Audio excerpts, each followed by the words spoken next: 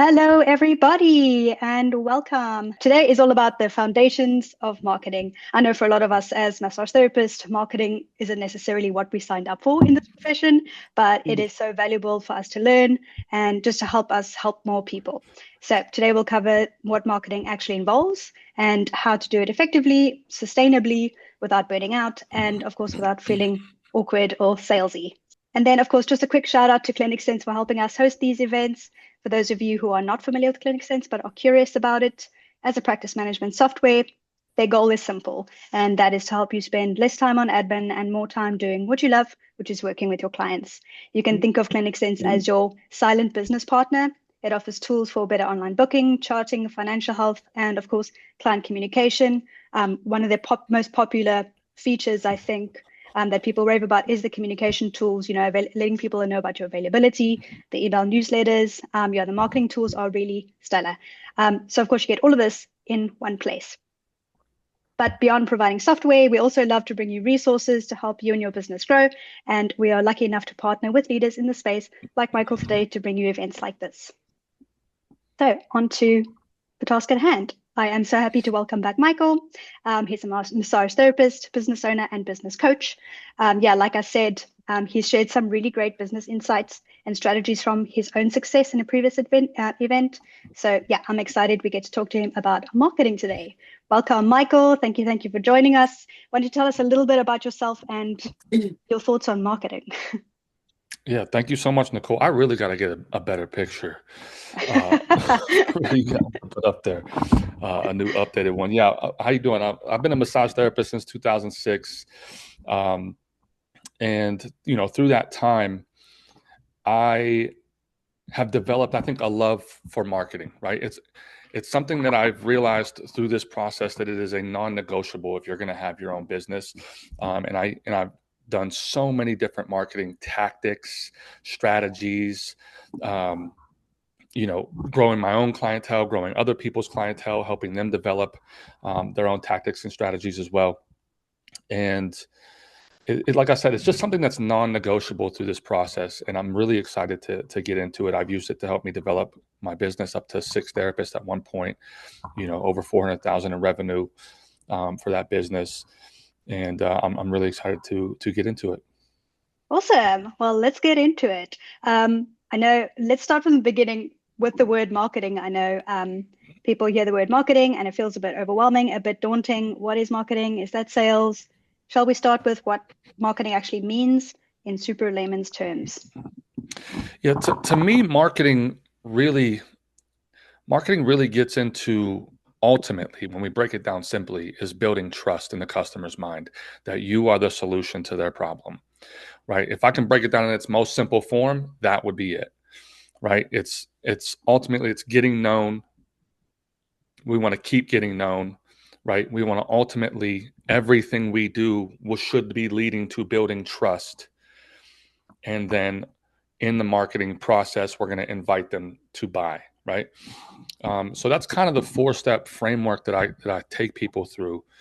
And like I said, everything, right? Like what you're doing right now is building trust for your ClinicSense platform, right? Trust that we're the best, trust that we're going to add more value than any other platform, which I do believe you guys are. So all of these things play a factor in the end result, which is building trust. Once we have trust, then people actually will buy. If we don't have trust, then nobody buys. I love that. Would you say that's the purpose of marketing at its core, to build trust? I think so. Yeah. I mean, the purpose would be to lead to a sale, but that doesn't happen without trust. Right? Yeah, I agree. I know with social media, anyway, I speak for myself, you have to start with getting people to know you, to trust you, to like you, to believe you, and then to buy from you eventually. So yeah, I love that. If anyone's in the chat right now, let us know your thoughts.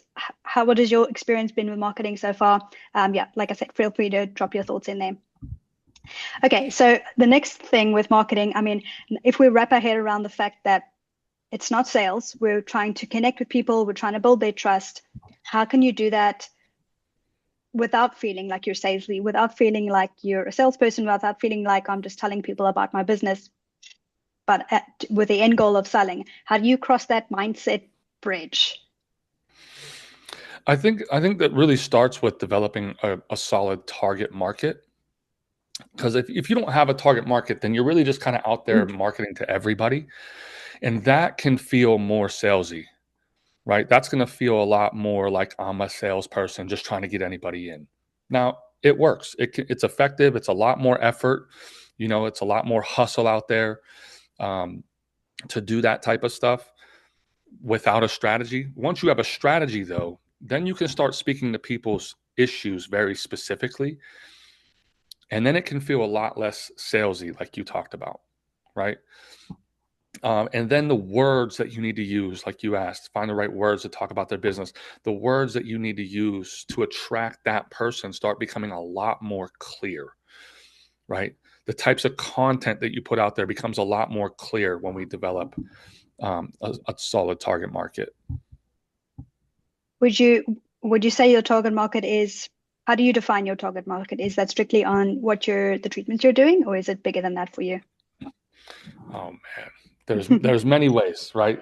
One way in the beginning that I work with people. One is your pricing. What is your pricing going to be, right? Our last talk, like if your pricing is $60 an hour, are you going to be able to target people who want more of a luxury experience? Probably not, right? If your price is 150 plus an hour, are you going to be able to target people who want just a cheap massage? No, you're excluding those people, right? Um, and so that's one way is figuring out your pricing. Another way is figuring out what your schedule should be and what you want your schedule to be. I call it your success schedule. And we start with a dream schedule first. What would the dream be?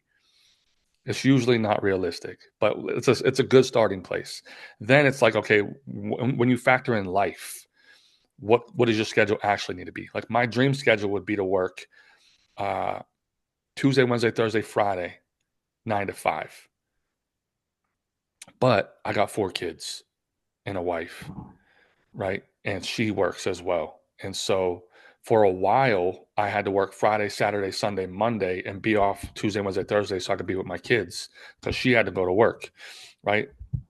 And so that's what worked for my business. That was my success schedule at the time. So getting that figured out, because if I want to work 9 to 5, I can't target teachers. So having the right schedule can eliminate, it's like it'll help you get rid of targeting people that wouldn't fit in your ideal schedule. Does that make sense? Yeah, So that those two makes. things are really starting points, right? Then you can start thinking about uh, what do I do best, right? Like or who do I serve best, right? Who am I uniquely qualified to serve, right? Because a lot of us, we want to say everybody, but there is like certain people that you click with better than others. There's certain demographics that you click with better than others. There's certain issues that you're better at working on than others, right? So figuring out like I'm really, really good at neck and lower back pain. So am I going to target people with knee pain? Probably not, right? I'm gonna shift more towards who are the people who have neck and lower back pain. Does that make sense? So those are some starting points on figuring that out.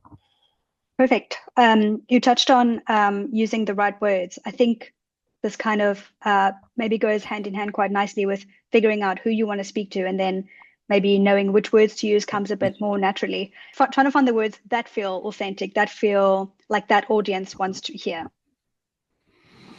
Yeah, well, once you figure out your target market, then you can figure out, well, what are the problems that they deal with, right? What are the things that they resonate with the most, right?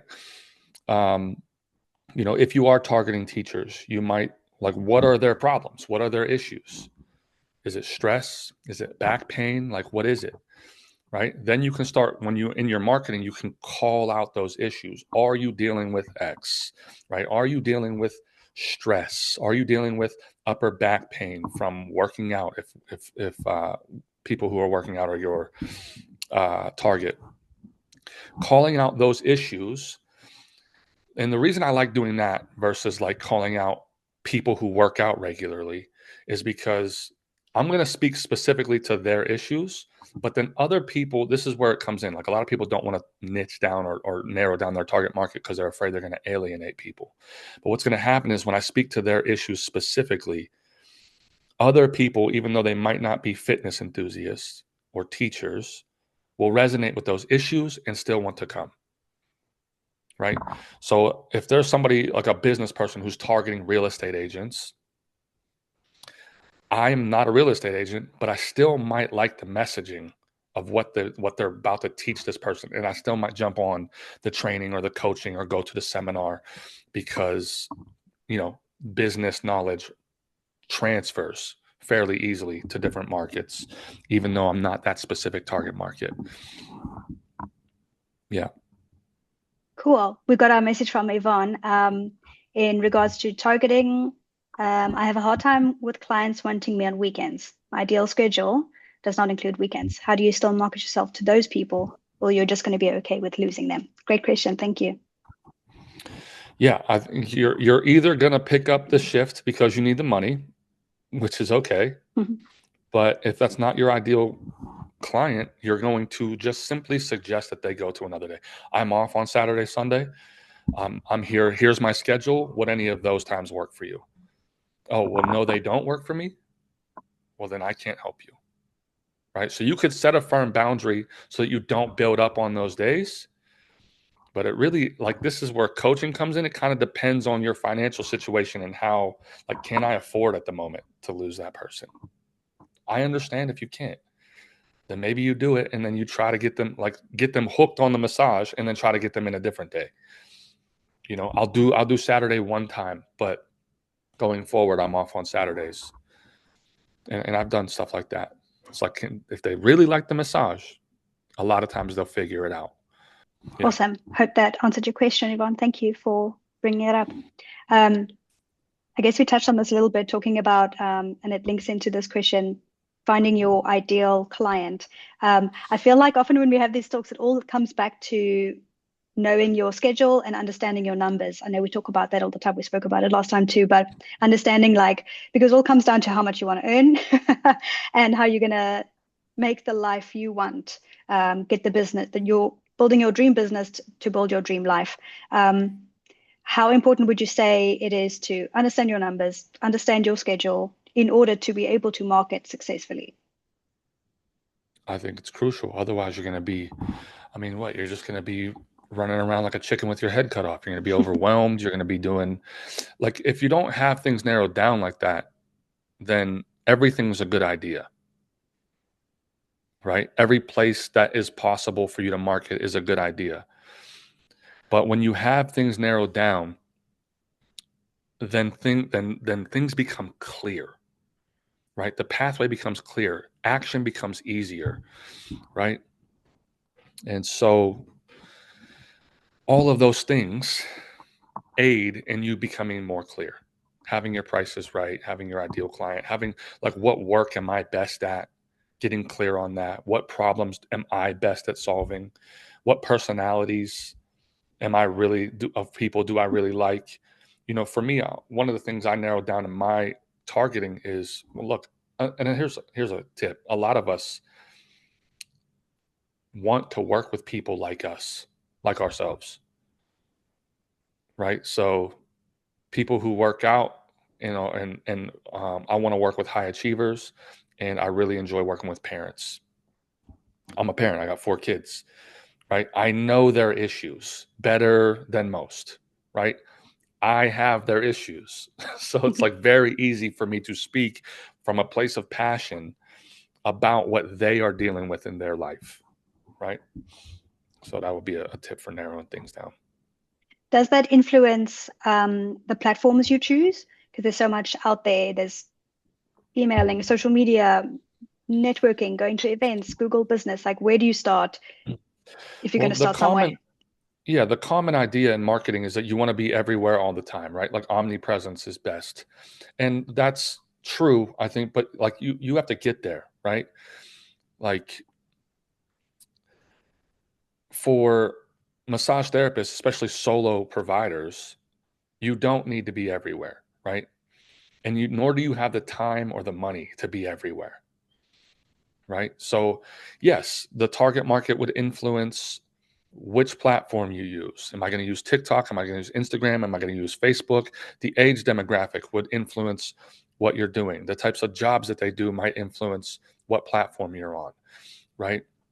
But that's what I love about having a target market, is all of that becomes clear once you nail it down. It's like, if I know I work with moms with, young children still in the home, if I narrowed it down to that, and that's my main target, where are they? Where do they congregate? Are there groups?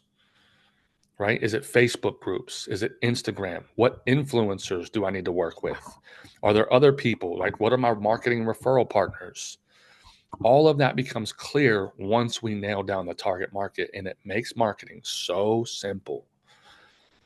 That's what's so beautiful about it. All that overwhelm that people feel around marketing, that happens because they have so many things going on in their head, right? I've been really thinking about this, like, because I hear that a lot. I'm just so overwhelmed.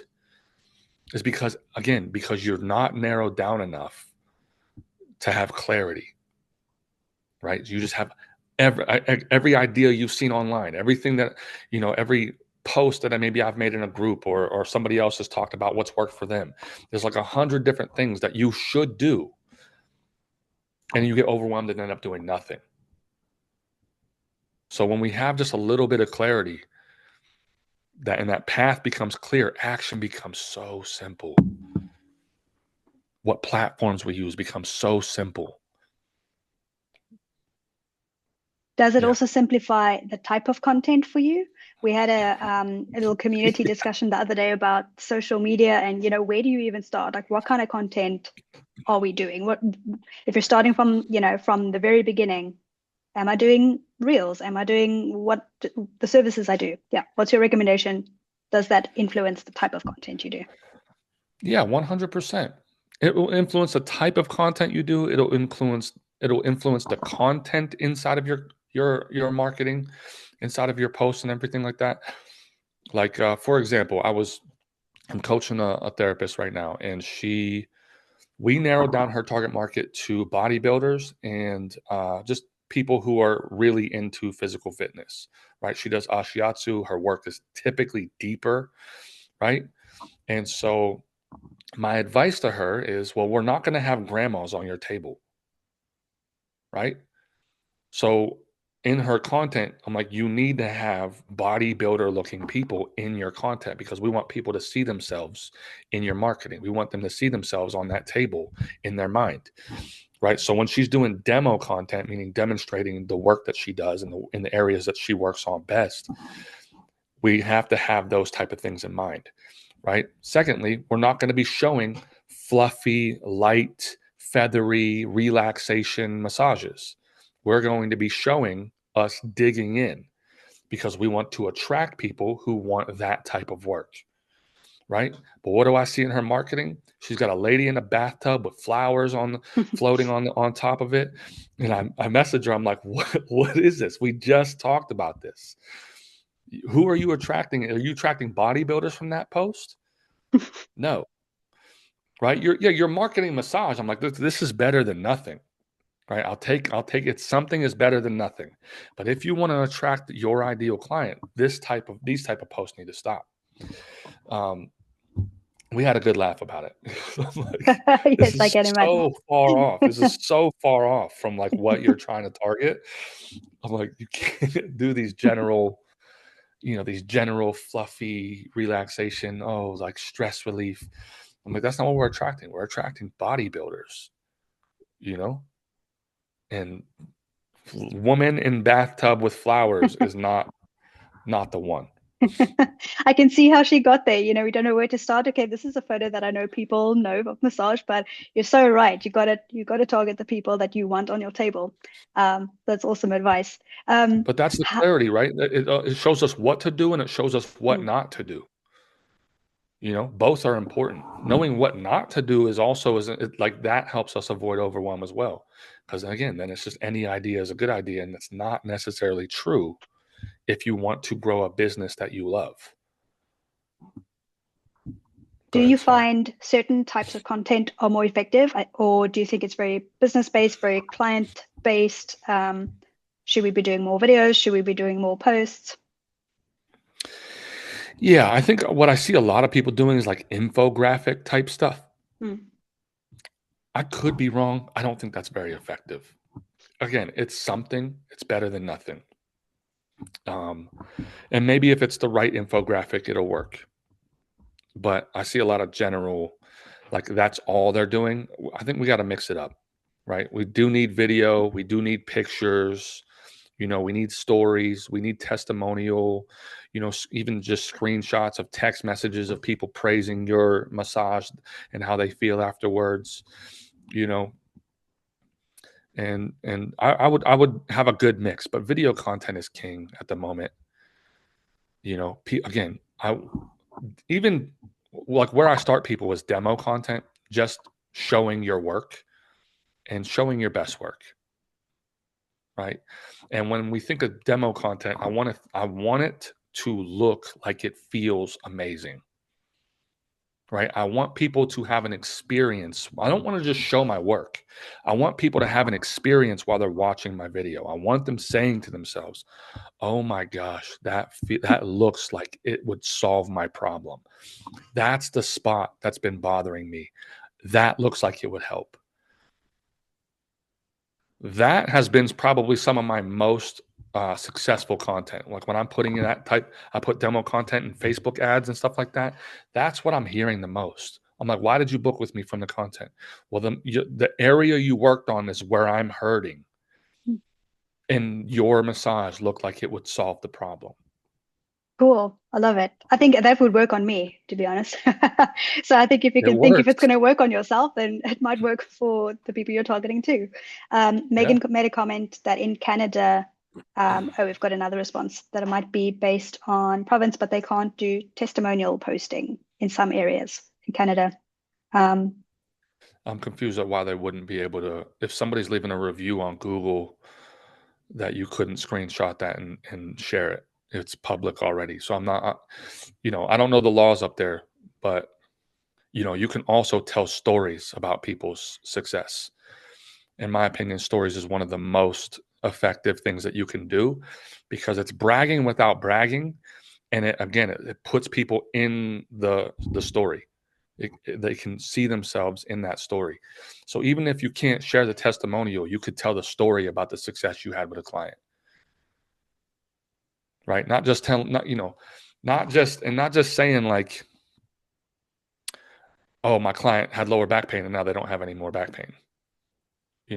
Like it's got to be a story. There has to be, something leading up to like a really cool thing, you know, or you're involving their problems. What was the problem they had beforehand?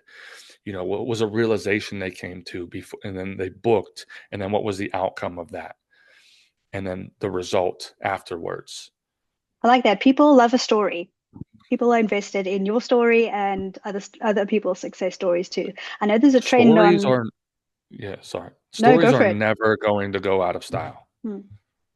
We like everything that we love involves a story. The most successful rap artist, Eminem, is a storyteller in his music, right?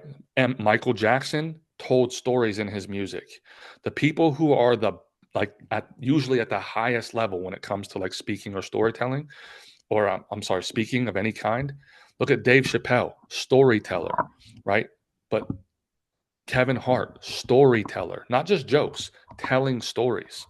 So we love stories, movies, you know, uh, and I really pay attention to movies because I want to see they're always involving you in a story. They're always involving you in asking why. Like, well, what's going to happen next? What's going to happen next? And there's these constant loops where they're hooking you and then they close the story. But as soon as they close the story, they throw another hook to keep you interested.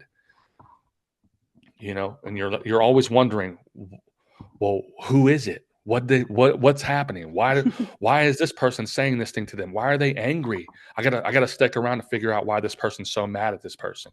You know, um, so it's I enjoy studying stories because I'm always trying to get better at it myself.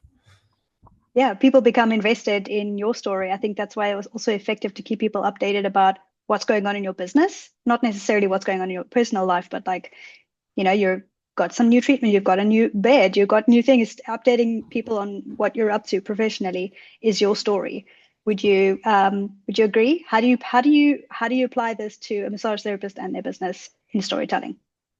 You have client success stories. You have stories about realizations that you might have had, right? Like even I in my emails and stuff like that to my clients, I'm constantly storytelling in my emails, whether that's the coaching business or my massage business. And a lot of times I send the same email to both.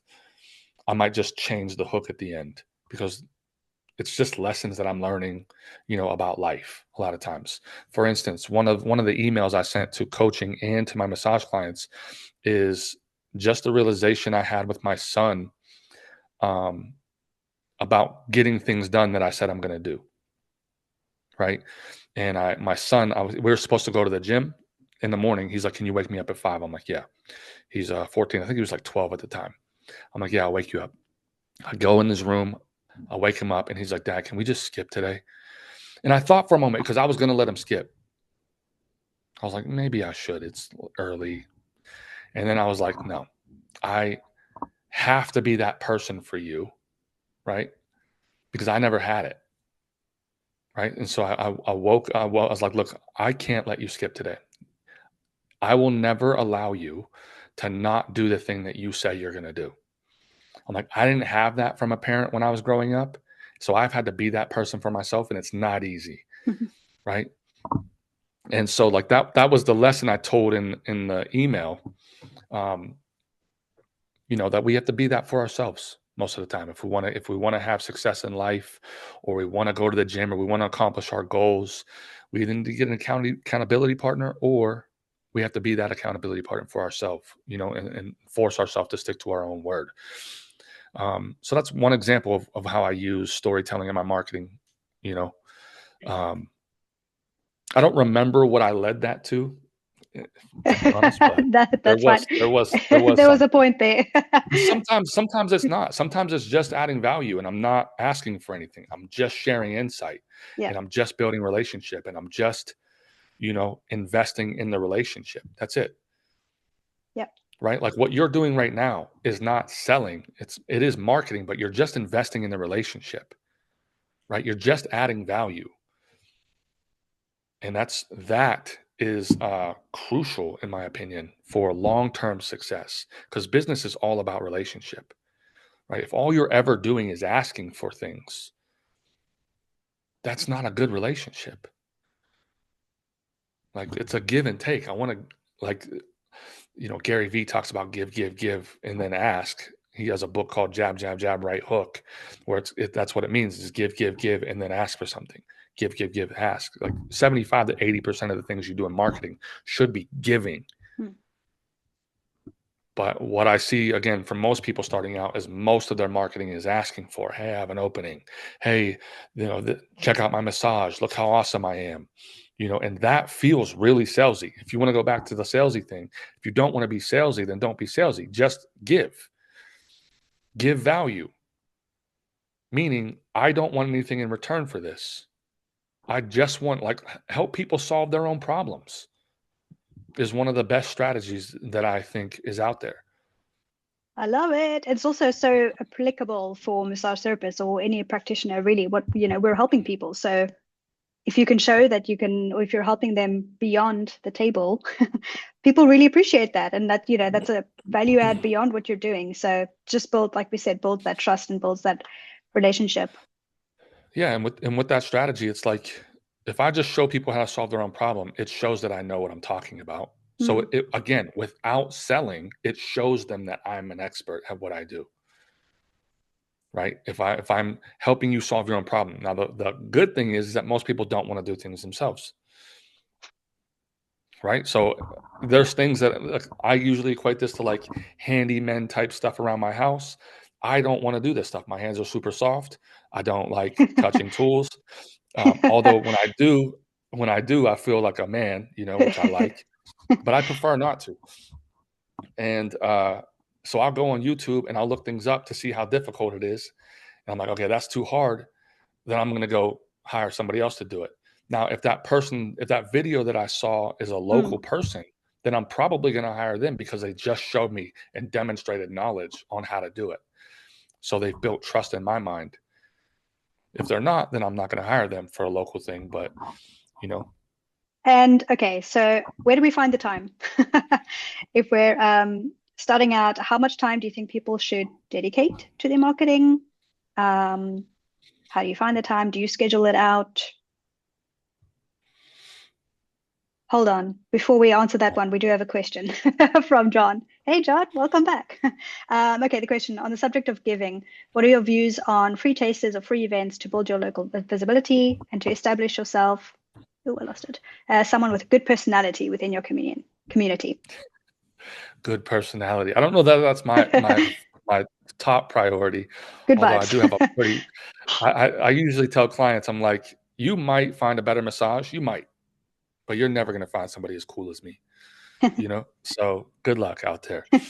So personality is a big factor, I think, and I like that because once somebody meets you in person, um, it's easier for them to catch a vibe on, do I click with this person? So I'm really, really big, especially in the beginning while you're growing. So let me preface this: if I do not have a bunch of money for marketing, then what I do have is time, right?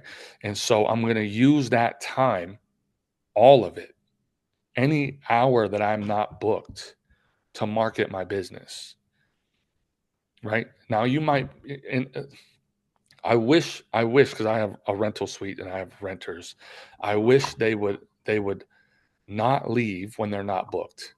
I can't control the people, but what I see is most people when they're not booked, they go home. They're done, right? This is, in my opinion, an employee mindset. So if I'm not getting paid, I'm not working, right? Business owners invest. So we invest our time, we invest our money to get a return on the back end, right? And so, yeah, if I'm not busy and I don't have a lot of money, then I'm going to be doing events, free chair massage, right? I did an event early on in my career, and this is where I noticed that me and another therapist were renting space and trying to grow our clientele. And so we're offering 5 minutes free, right? And there's strategy that goes into that, meaning I'm not just offering 5 minutes free and then that's it. You get on my chair. I'm offering 5 minutes free in exchange for your name, phone number, and email so that you're going to sign up for my email list and I have your contact information, right? That's the exchange. So for payment for that 5 minutes free, you're going to give me your information. Okay. Then I have an opportunity to get my hands on them and demonstrate why they should pay me, right? This is my opportunity to shine. And this is not a small thing. I don't think we take this because when I hear therapists say they're not successful with chair massage, I'm like, either your massage is not good or you don't have like a solid sales process through this, right? And so the massage has to be on point. We can't just do a massage. Like we need to be real specific and targeted here, especially because we have a little bit of time. So if they're like, my upper back is hurting, I'm like, well, let's focus on the upper back, right? That's the main reason they're here. Let's not spend all our time on the neck or the lower back. Get to their issue quickly, right? Crush it in the massage, and then make them an offer to come in and book. This has been hugely successful for me starting out. I don't do it as much anymore because I don't have as much time. But when we did, I went to the gym, booked appointments there. Usually about 4 hours on average, I would book every time I went to the gym. When I went to market like events, again, this is where strategy comes in and narrowing down your target market. Is it the right event? Is it a general event? Is it like women in general or is it a mom event? Right? The more targeted we can be, the better. Is it super far away? And it's an hour away from your location, targeting a bunch of people in that area, not going to be the right event, you know?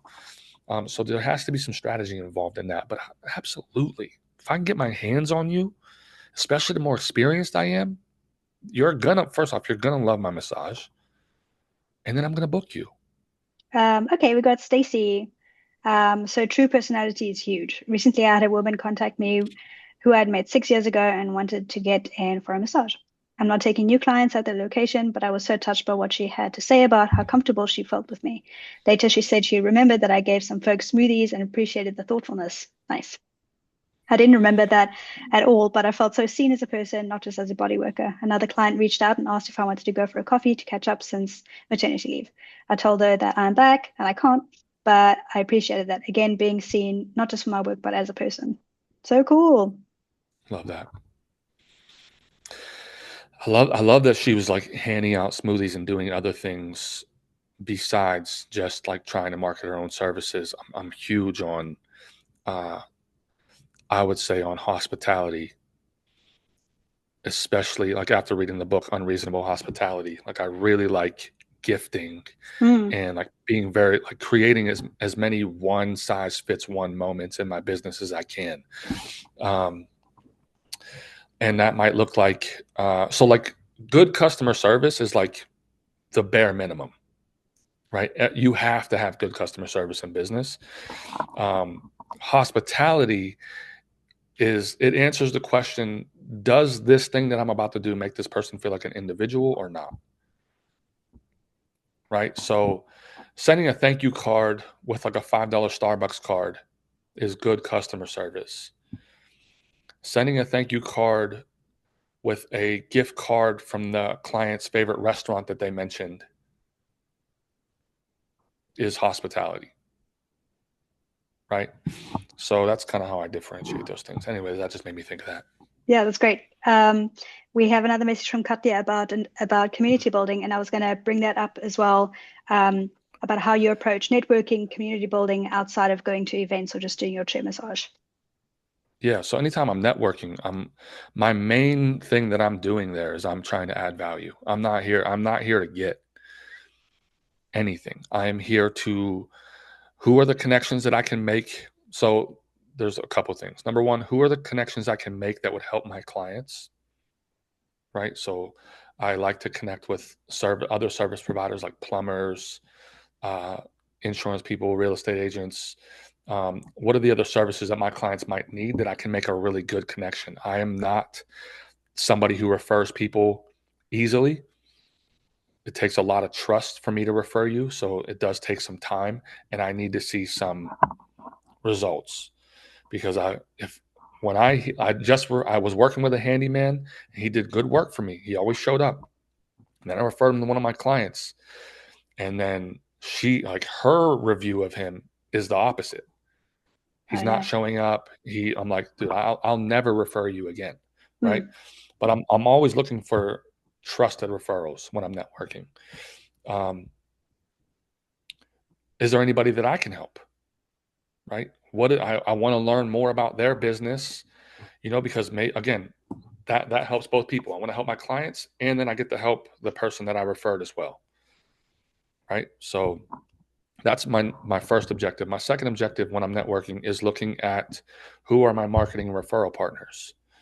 Who are the people again I can refer my clients to that might complement my service? Is that chiropractors? Is that personal trainers? Things like that that would help my clients hit their goals. Um, and then my marketing partners. Is there anybody else that I can market with? And I'll give you an example. I did chair massage for this company that comes out here. Their target is e-commerce businesses, right? And so what they do is they go to this event and they get all these people from the event to come up to the hotel room where they have partnered with other people who pay for everything, right? So they don't have to pay for anything. They have other businesses inside the suite that are marketing their services that don't directly compete, right? And so those people pay for the hotel room, they pay for all the gifts that they give people. All they have to do is go get the people and then they don't actually have to spend anything on this event when they used to have to spend like $100,000 for a booth. Wow. So that's an example of a marketing partner that I look for. It's not my example, but you get it. A good example, a great example. We had a cool message about some people are sharing their techniques of sharing stickers and stuff. I know another speaker likes to share her story of sharing banana bread to neighboring businesses, homemade banana bread, and everybody, first of all, it's great banana bread, so it's very successful, and people remembering her for that. Any kind of memorable thing you could do, I think, is Yeah, useful, because look, valuable. what's the first goal of marketing? First goal of marketing is to get known, right? We are all like, nobody knows who we are, right? Nobody knows who I am. Nobody knows Mhm. that I do massage. Nobody. So I have to get people to know who I am and what I do. So I got to get known. The second goal is to keep getting known because people know who I am, but then they forgot about me because somebody else popped into their head first. So I need to make sure that when they think of massage, I'm the one that pops in first, right? So what is the saying? Know, like, trust. Now, I don't necessarily need to be liked, but it does help, right? So trust is the most important, but if I can be liked too by bringing some banana bread, son, yeah, That's a absolutely. win. Right. It's definitely easier when you're liked, but I mean, I think there was a question presented one time was like, would you rather have a handyman that you liked but you didn't trust, or one that you didn't like but you trusted would do great work? Mm. And ultimately, the answer for me is I'd like to have one that I trusted to do a great Yeah, job, 100%. but I'd rather have the one that I liked and trusted. And trust, yes. Yeah. So yeah, I Cool. like that idea. I love all this, marketing because it's such a big umbrella that, differentiating between in-person marketing. It's so important, especially building community in your area. But digital marketing can feel overwhelming as well. I want to touch on something that came up on a previous Lunch and Learn that we spoke about making videos, slightly off topic. But if people aren't comfortable filming themselves and filming something is very popular or very effective, what is your suggestion? Sorry, you broke up a little bit, so I just want to make sure I'm clear. You want to know if somebody's not comfortable like filming themselves. Yes. Yeah. Does this also mean they're not comfortable having a camera on them while they massage, or I'm not just like a sure. talking Let's head where they're assume, speaking yeah, to the camera? let's assume it's face first. Because the second one, you just got to get over. Yeah. Um, so if you're not comfortable being like, there's a couple of things. If you don't want to just have the phone in front of your face and like you're talking, and like if you go to my Instagram, you'll see a lot of that type of videos. You can do voiceover, right? There's a thing called B-roll where people will just film other things, and they might like film, I don't know, a nice sunset. It doesn't even necessarily Mm, need to be about the thing, although I think it'd be better. And then they just voice over whatever they're filming. So the hook would be that you're filming something that is engaging, that's pretty or whatever. Maybe it's a sunset or something, and then you can just talk over the video and put your message out that way.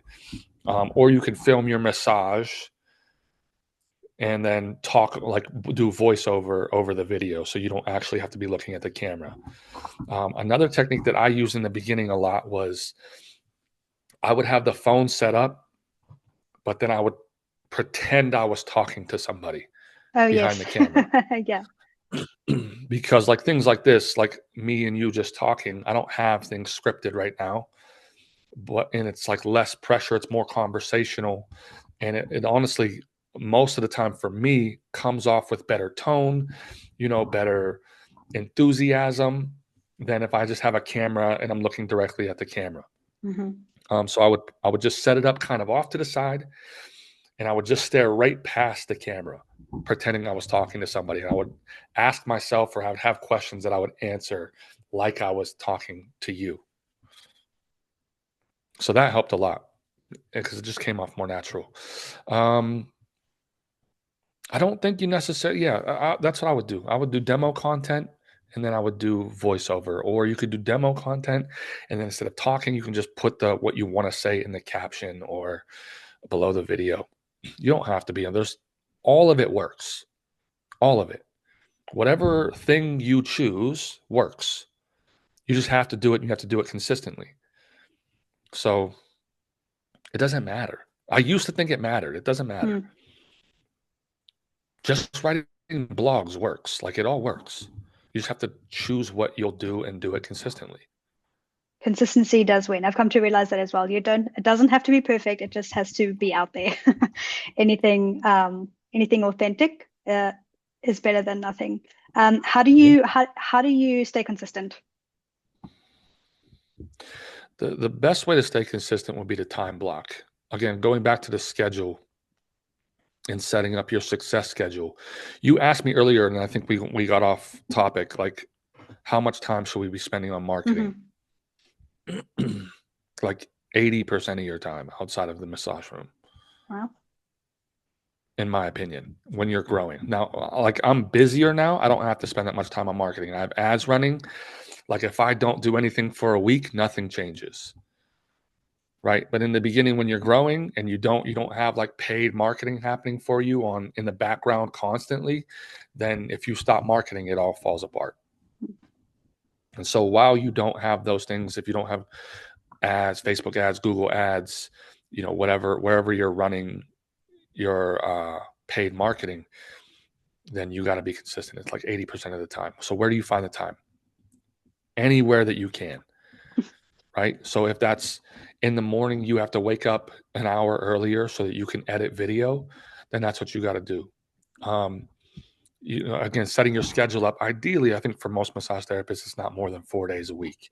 So that leaves you at least 2 days that you could time block working on marketing activities and sales, like revenue generating activities. When you're growing, should be like 80% of what you spend time on outside of the massage room.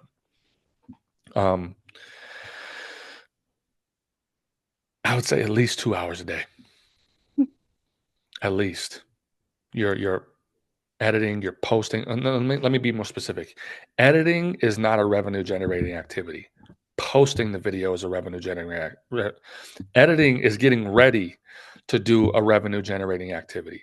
It needs to be done, so it's part of it, but nothing happens until that video is posted. So it's actually getting it out there. We need to be getting more content out there, more emails out there. Thinking about writing an email is not a revenue generating activity.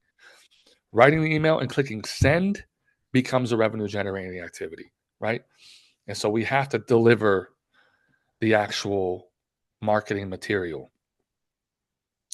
But what happens is we feel like we're being productive when we're not. We're getting ready to produce. But we actually have to click send. Yeah. So much time goes into thinking about the thing and trying to perfect, when actually just doing the thing is what's what's going to make the difference. I don't know the whole quote, but there's a guy I'll follow him on TikTok. But he's like, thinking about doing the thing is not doing the thing. Yeah. Planning to do the thing is not doing the thing.